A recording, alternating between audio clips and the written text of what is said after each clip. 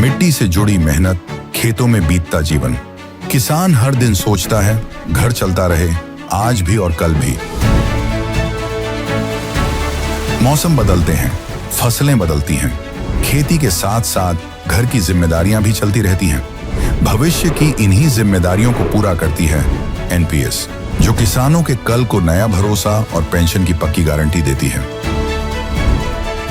NPS Bharat सरकार के अंतर्गत PFRDA के द्वारा एक विनियमित योजना है जो किसानों के लिए बुढ़ापे में पेंशन सुनिश्चित करती है।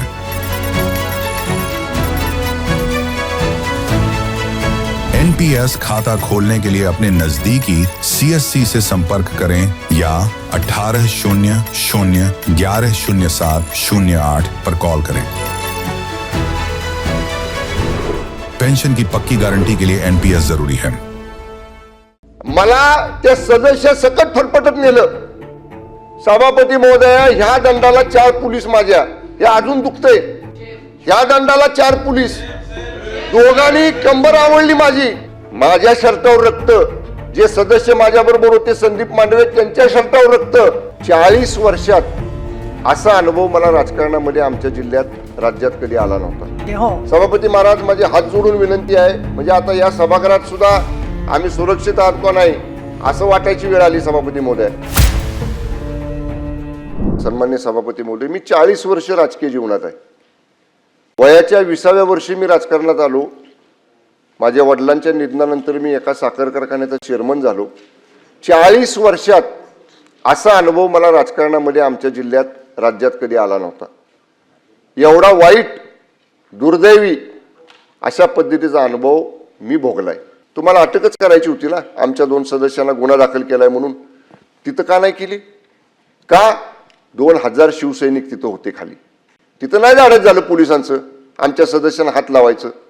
मी, मान्य मकरंद पाटील, मान्य शशिकांत शिंदे आणि मान्य नितीन काका, आम्ही ह्या सदस्यांना घेऊन आम्हाला आपलाच चाललाय सगळा किस्सा।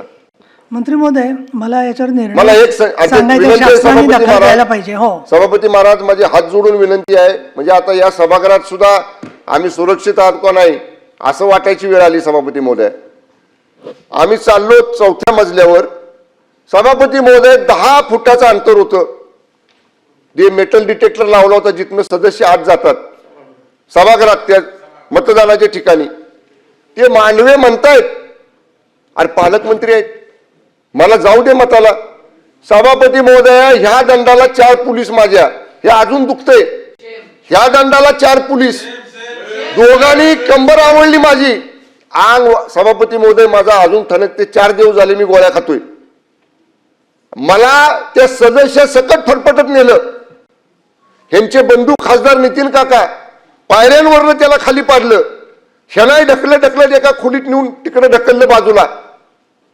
सभापती महोदय, काय 100 पोलीस साध्या वेशातले 4थ्या माळ्यावर, म्हणजे ही मोगलाई आहे का?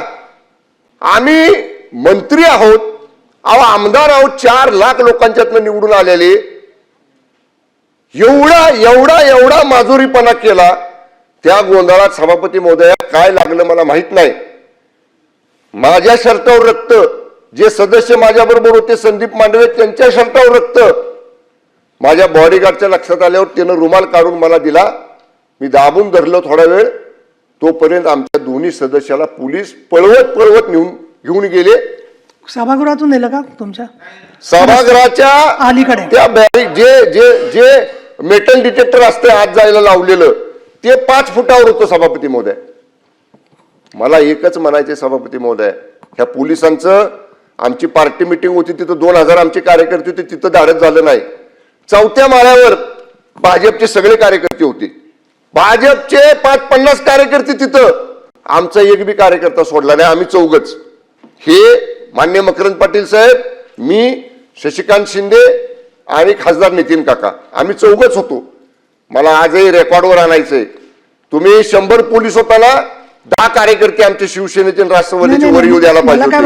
कसं तुम्ही घेऊन जाता ते बघितलं असतं। थांबायचं नाही, ते बरोबर नाही। सभापती महोदय, न्याय द्या आम्हाला, न्याय। आम्ही कोणाकडे न्याय मागायचा?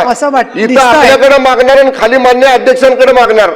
त्यामुळे माझी विनंती आहे, तो एसपी जो वागलाय ना सभापती महोदय, पूर्ण एखाद्या घरगाड्यासारखा वागलाय. त्यामुळे आपण, माझी विनंती आहे, त्याला तात्काळ निलंबित करा, बडतर्फ करा सेवेतनं. आज त्याची निवृत्त हायकोर्ट जज मार्फत त्याची चौकशी करा. हा अन्याय आम्ही सहन करणार नाही. त्यामुळे माझे हात जोडून आपल्याला विनंती आहे, अशा पद्धतीनं मंत्र्यांवर आरेरावी करणाऱ्या, मंत्र्यांना जखमी करणाऱ्या त्या पोलीस दलाचा प्रमुख तुषार दोशी, एलसीबीचा इन्स्पेक्टर देवकर, एलसीबीचा असिस्टंट इन्स्पेक्टर गर्जे आणि त्यांच्याबरोबरचे 100 पोलीस यांच्यावर तात्काळ कारवाई करून त्याला निलंबित करा, एवढीच हात जोडून सभापती महोदय आपल्याला विनंती आहे. ताबडतोब साताऱ्याचे पोलीस अधीक्षक आणि संबंधित ज्यांनी लोकांना ढकलाढकली केली, जखमी केलेलं आहे आणि महत्त्वाचं म्हणजे मतदानाच्या प्रक्रियेपासून वंचित ठेवलेलं आहे, त्यांचं सरकारने निलंबन करावं असे मी निर्देश देत आहे. आता याच्यानंतर बोला पुढे काय असेल.